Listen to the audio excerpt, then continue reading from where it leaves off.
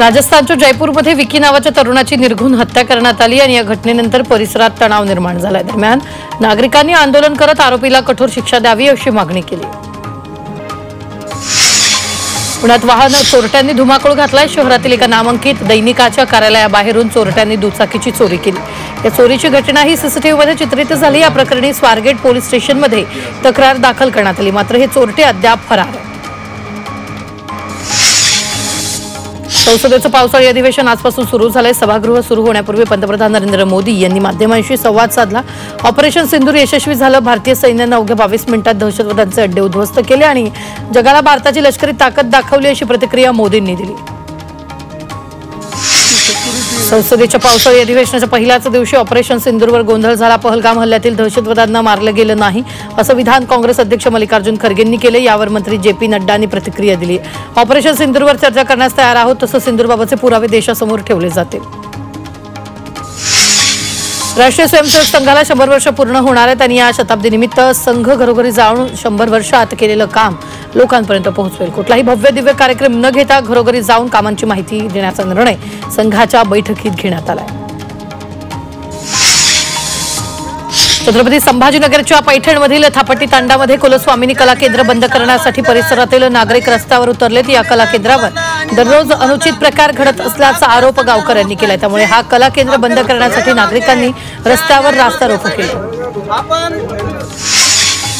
नांदेड महापालिकेचा तब्बल 269 कोटी रुपयांचा मालमत्ता कर थकलाय. मालमत्ता कर थकवणाऱ्यांची यादी महापालिकेनं वेबसाईटवर प्रसिद्ध केली आणि या यादीत 1 लाख ते 1 कोटीपेक्षा अधिक मालमत्ता कर थकीत असणाऱ्या 2272 मालमत्ता धारकांची नावं आहेत. तर आता मालमत्ता जप्तीची कारवाई करण्याचा इशारा देण्यात आला. बीडमधील परळीत राष्ट्रवादी काँग्रेस शरद पवार पक्षाकडून अनोखी बॅनरबाजी करण्यात आली. गल्लीबोळात होणाऱ्या भांडणांना विधिमंडळातील कायदेशीर मान्यता दिल्याबद्दल सरकारचं जाहीर अभिनंदन अशा आशयाचे बॅनर लावण्यात आले. या बॅनरमुळे चर्चेला उधाण आलेलं आहे. कल्याणमधील वाहतूक कोंडीबाबत रास्ता रोको करण्याचा इशारा मनसेनं दिला. माजी आमदार प्रकाश भोईर यांनी मनसे पदाधिकाऱ्यांसह वाहतूक पोलीस विभागाचे एसपी संजय साबळेंची भेट घेतली. यावेळी 8 दिवसात मागण्या मंजूर न केल्यास तीव्र आंदोलनाचा इशारा मनसेनं दिला. भिवंडी कृषी उत्पन्न बाजार समितीचे संचालक यांची ठाणे जिल्हा ग्रामीण सचिवपदी निवड करण्यात आली. यावेळी अनेक कार्यकर्ते, विविध जिल्ह्यांचे जिल्हाध्यक्ष, समाज बांधव मोठ्या संख्येने उपस्थित होते.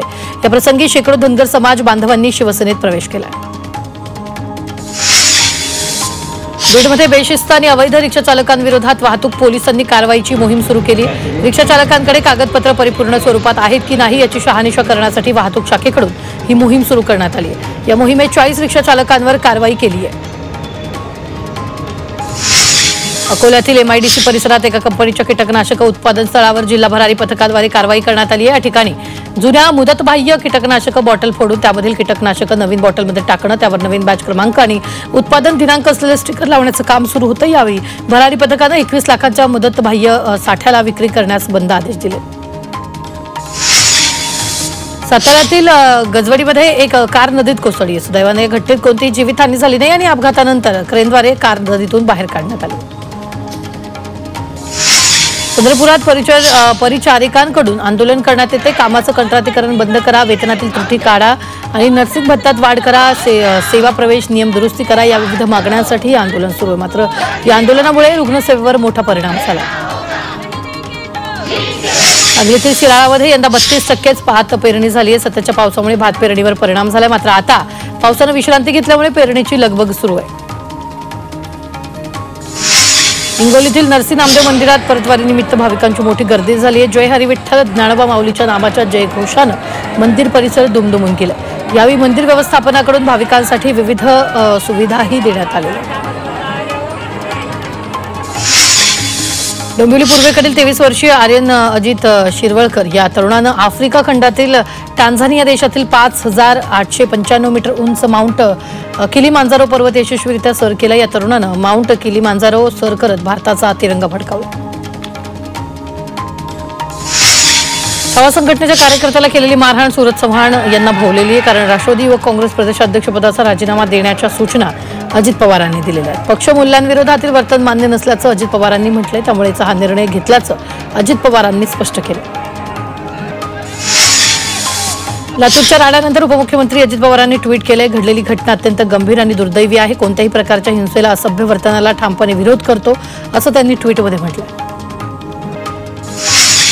लातूरमध्ये छावा संघटनेच्या कार्यकर्त्याला मारहाण प्रकरणी राष्ट्रवादीचे प्रवक्ते सूरज चव्हाण यांनी दिलगिरी व्यक्त केली आहे. असंवैधानिक शब्द वापरल्यानं चोप दिल्याचं राष्ट्रवादीच्या सूरज चव्हाणांनी म्हटलं होतं. मात्र चौफेर टीका झाल्यानंतर सूरज चव्हाण यांनी दिलगिरी व्यक्त केली.